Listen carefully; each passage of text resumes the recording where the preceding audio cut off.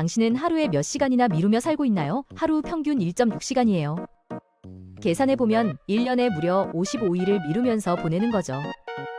더 충격적인 건 뭐냐면 1970년대에는 겨우 5%만이 만성적으로 미루는 사람이었는데 지금은 그 숫자가 20%에서 25%까지 치솟았다는 겁니다. 5배나 증가한 거거든요. 직장인들 중 60%는 최소한 일주일에 한 번은 미루고 있고 대학생들은 더 심각해서 80%에서 95%가 미루는 습관을 가지고 있어요. 왜 우리는 이렇게까지 미루는 걸까요? 오늘은 이 미루기가 단순한 나쁜 습관이 아니라 우리 뇌 속에서 벌어지는 전쟁이라는 걸 과학적으로 파헤쳐 보겠습니다. 미루기의 진짜 정체를 이해하려면 뇌 안에서 벌어지는 전쟁부터 봐야 해요. 우리 뇌에는 변형계라는 감정적이고 본능적인 부분이 있거든요. 이건 인류가 진화하면서 가장 먼저 발달한 부분인데 즉각적인 보상과 생존 본능을 담당하죠. 그리고 전전두엽 피질이라는 부분이 있는데 이건 계획을 세우고 장기적인 목표를 추구하는 이성적인 영역이에요. 문제는 이 둘이 서로 싸운다는 겁니다. 독일 연구진이 fMRI로 미루는 사람들과 안 미루는 사람들의 뇌를 비교했는데요. 미루는 사람들은 편도체가 더 크다는 걸 발견했어요. 편도체는 변형계의 핵심 부분으로 공포와 불안을 처리하는 곳이거든요. 이게 크다는 건 감정적 반응이 더 강하다는 뜻이죠. 게다가 2024년 연구에선 만성적으로 미루는 사람들이 전전두엽 피질의 회백질이 더 적다는 걸 밝혀냈습니다. 즉, 이성적 판단을 내리는 능력 자체가 약한 거예요. 그럼 실제로 어떤 일이 벌어지는지 볼까요? 당신이 중요한 보고서를 써야 한다고 가정해봅시다. 전두엽 피질은 지금 해야 나중에 편해라고 말하는데 변형계는 이거 스트레스 받아. 일단 유튜브나 보자 라고 반응하죠. 이때 편도체가 활성화되면서 스트레스 호르몬인 코르티솔을 분비하게 되고 이게 바로 편도체 하이제킹이라고 불리는 현상입니다. 이성적인 뇌가 감정적인 뇌에게 납치당하는 거거든요. 피츠버그 대학의 연구진이 흥미로운 실험을 했어요. 학생들에게 하루 종일 알림을 보내서 지금 뭐 하고 있는지, 공부 생각하면 기분이 어떤지 물어봤죠. 결과가 놀라웠는데 실제로 공부할 때는 생각보다 괴롭지 않았어요. 그런데 미루는 동안 공부 생각만 해도 엄청난 스트레스를 받더라는 겁니다. 역설적이죠? 실제보다 상상 속의 고통이 더 큰 거예요. 여기서 시간 할인이라는 개념이 나오는데요. 우리 뇌는 먼 미래의 보상을 현재 가치보다 훨씬 낮게 평가한다는 겁니다. 3주 후에 완성된 프로젝트로 받을 칭찬보다 지금 당장 보는 재미있는 영상이 더 가치 있게 느껴지는 거죠. fMRI 연구에서 즉각적인 보상을 생각할 때는 변형계가 활성화되지만 장기적 보상을 생각할 때는 전전두엽 피질이 활성화된다는 걸 보여줬어요. 그런데 미루는 사람들은 이 균형이 무너져 있습니다. 2024년 발표된 메타 분석 연구를 보면 미루기와 우울증, 불안장애 사이에 강한 상관관계가 있다는 게 입증됐어요. 94%의 사람들이 미루기 때문에 불행하다고 답했고 만성적으로 미루는 사람들은 불면증에 시달릴 확률이 훨씬 높았습니다. 그리고 놀라운 건 미루기가 심혈관 질환과 고혈압까지 연결된다는 거거든요. 지속적인 스트레스가 몸을 망가뜨리는 거죠. 직장에서는 더 심각합니다. 미국 경제만 봐도 미루기로 인한 생산성 손실이 연간 6천억 달러에 달한다는 추산이 나와요.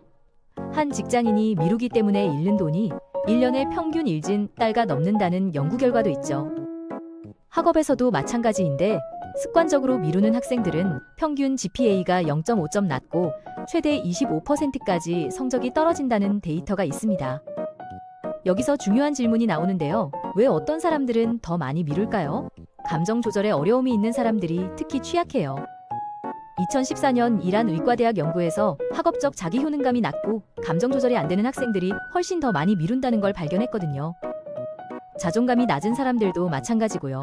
실패에 대한 두려움이 너무 커서 아예 시작을 안 하는 겁니다. 그리고 완벽주의자들도 엄청나게 미뤄요. 이건 좀 의외죠?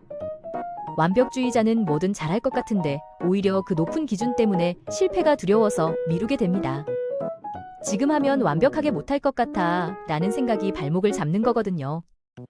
그래서 연구자들은 완벽주의와 미루기 사이에 강한 양양의 상관관계가 있다는 걸 계속 보고하고 있어요. 요즘은 기술도 문제예요. 소셜미디어 알고리즘은 당신의 관심사를 정확하게 파악해서 끊임없이 자극적인 콘텐츠를 보여주죠.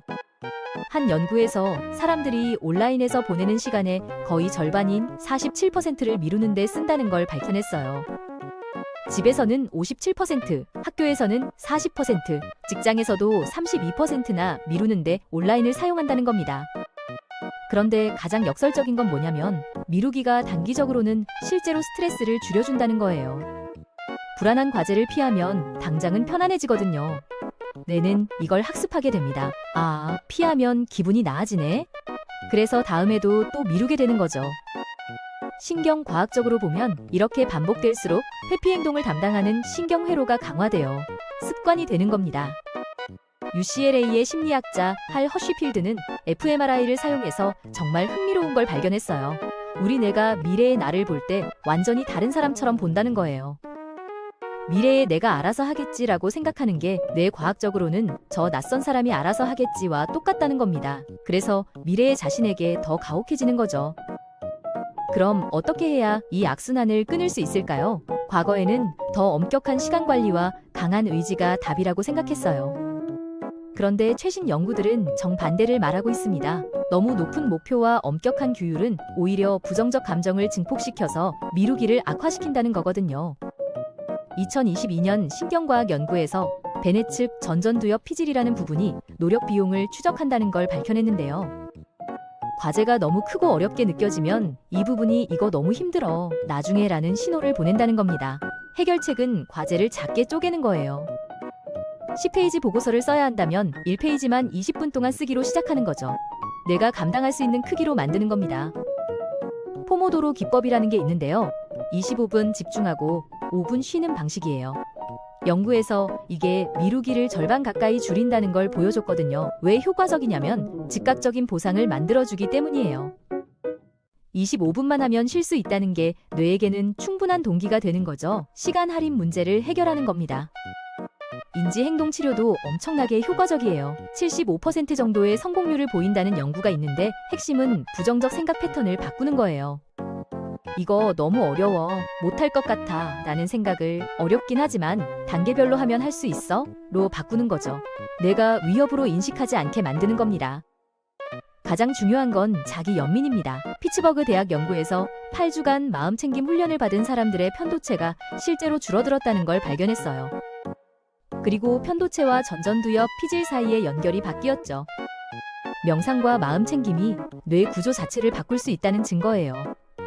자신을 비난하는 대신 오늘은 미뤘지만 다음엔 더 잘할 수 있어 라고 생각하는 게 실제로 뇌를 재배선하는 겁니다. 또 하나 효과적인 방법은 책임 파트너를 만드는 거예요. 행동 연구에서 책임을 같이 질 사람이 있으면 미루기가 30%에서 40%까지 줄어든다는 걸 보여줬거든요. 왜냐하면 다른 사람에게 약속하면 사회적 압박이 생기고 이게 뇌에게는 즉각적인 부담으로 느껴지기 때문이죠. 미래 보상을 더 현실적으로 만드는 효과가 있어요. 환경도 중요합니다. 연구에 따르면 방해 요소를 제거하는 것만으로도 미루기가 크게 줄어들어요. 휴대폰을 다른 방에 두거나 소셜미디어 차단 앱을 사용하는 거죠. 뇌가 유혹에 노출되지 않으면 의지력을 소모할 필요가 없거든요. 의지력은 한정된 자원이라는 게 신경과학적으로 증명됐어요. 애초에 필요 없게 만드는 게 최선입니다. 그리고 작은 즉각적 보상을 설계하는 것도 좋아요. 10분만 일하면 좋아하는 커피를 마신다든지 챕터 하나 끝내면 좋아하는 노래를 듣는다든지요. 도파민 시스템을 활용하는 겁니다. 뇌는 보상을 좋아하거든요. 미래의 큰 보상까지 다리를 놓아주는 역할을 하는 거죠. 목표를 구체적으로 세우는 것도 중요한데요. 열심히 공부하기보다 오늘 오후 3시부터 5시까지 2시간 동안 2장 읽기처럼 명확하게 정하는 게 훨씬 효과적이에요. 뇌는 모호한 목표를 위협으로 인식하거든요. 구체적일수록 실행 가능성이 높아지는 겁니다. 루틴을 만드는 것도 장기적으로 미루기를 줄이는 데 큰 도움이 돼요. 매일 같은 시간에 같은 일을 하면 뇌가 자동화하기 시작하거든요. 신경회로가 강화되면서 의지력이 필요 없어지는 거죠. 아침에 일어나면 자동으로 양치질하는 것처럼 정해진 시간이 되면 자동으로 일을 시작하게 되는 겁니다. 한 가지 더 말하고 싶은 건 미루는 자신을 게으르다고 비난하지 말라는 거예요. 신경과학적으로 보면 게으름과 미루기는 완전히 다른 현상이거든요. 게으름은 에너지 부족과 무관심이 특징이지만 미루기는 과도한 걱정과 불안에서 나오는 거예요. 실제로 미루는 사람들 대부분은 게으른 게 아니라 오히려 너무 많이 생각하고 너무 많이 걱정하는 사람들입니다.